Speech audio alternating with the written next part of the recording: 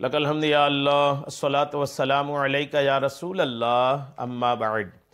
سلسلہ ہے ناظرین کے سوالوں کے جواب دینے کا۔ ناظرین میں سے ایک نے ہمارے کسی ویڈیو کے کمنٹس میں یہ سوال لکھا ہے کہ نماز کے بعد جب دعا ہم کرتے ہیں تو دعا میں ہمیں بہت سستی آتی ہے، نیند کا غلبہ ہوتا ہے، ہم کیا کریں؟ یہ ان کا سوال ہے۔ میں انشاءاللہ آپ کو جواب پیش کرتا ہوں، توجہ کے ساتھ آپ سنیں۔ پہلے تو یہ کہ یہ کچھ ایسی بیماریاں بھی ہوتی ہیں جس کی وجہ سے نیند آتی ہے، آدمی کو آلالی آتی ہے، سستی آتی ہے، آپ اس کا علاج کریں۔ یا پھر کئی بار ایسا بھی ہوتا ہے کہ رات کو دیر میں سوئے، جلدی اٹھ گئے، نیند پوری نہیں ہوئی تو یوں سستی آتی ہے۔ تو اگر یہ ہے تو آپ رات کو جلدی سونا شروع کریں اور فجر جلدی سوئیں، فجر کے وقت اٹھ جائیں، نیند الحمدللہ آپ کی پوری ہو جائے گی، اور جب نیند پوری ہو جائے گی تو سستی آلالی نہیں آئے گی۔ اگر آپ رات کو جلدی سوتے بھی ہیں اور نیند آپ کی 7-8 گھنٹے کی ہو بھی جاتی ہے، اس کے بعد بھی اگر آپ کو بیٹھے بیٹھے نیند آ جاتی ہے تو اس کے لیے ڈاکٹروں سے رابطہ بھی کرنی چاہیے، میڈیکل چیک اپ بھی کرانا چاہیے، جو بھی ڈاکٹر مشورہ دیں اس کے مطابق کی کرنی چاہیے۔ یہاں میں آپ کو عرض کر دوں کہ اگر نیند کا غلبہ ہو تو آپ دعا کے وقت آپ نے کہا ہے، نیند کا اگر غلبہ ہو، نیند آپ پر حاوی ہو رہی ہو اور آپ دعا مانگ رہے ہیں تو ایسی وقت دعا نہیں مانگنی چاہیے۔ نیند کا غلبہ ہو، اتنا غلبہ ہے کہ آپ کو پتہ نہیں چل رہا کیا مانگ رہے ہیں، کیا بول رہے ہیں، یہ اگر آپ کو مکمل طور پر آپ بیدار نہیں ہیں تو دعا نہیں مانگا کریں۔ کیوں؟ آپ کو میں 2 حدیث پاک سناتا ہوں۔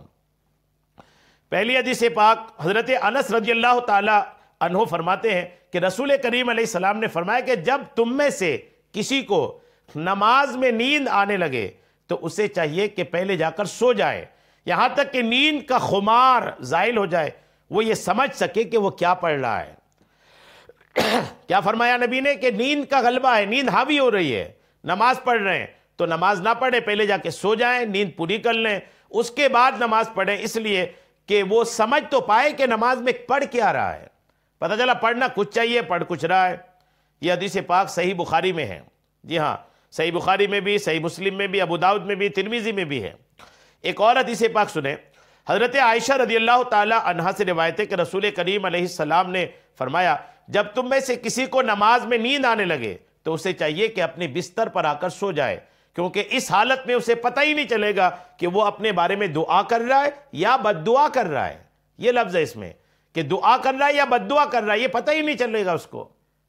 جب نماز کا اور دعا کا، یہ دعا کو تو کلیئر ہو گیا نا کہ دعا کے وقت بھی یہ معاملہ ہے کہ آپ کو یہ ضروری ہے کہ آپ سمجھ پائیں کہ آپ دعا میں کر کیا رہے ہیں، مانگ رہے ہیں یا پھر اپنے لیے برائی مانگ رہے ہیں، اچھا مانگ رہے ہیں کہ برا مانگ رہے ہیں، اپنے لیے دعا کر رہے ہیں کہ بد دعا کر رہے ہیں۔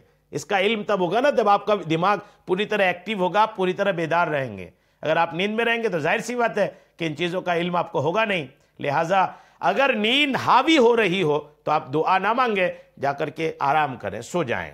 نماز تو آپ نے پڑھ ہی لیا ہے، آپ نے تو یہی بولا کہ نماز کے بعد دعا میں آپ کو یہ ہوتا ہے، تو اس وقت دعا نہ مانگیں اگر نیند حاوی رہتی ہو تو۔ پھر جب آپ نیند سے اٹھ جائیں پھر اس کے بعد دعا مانگ لیں۔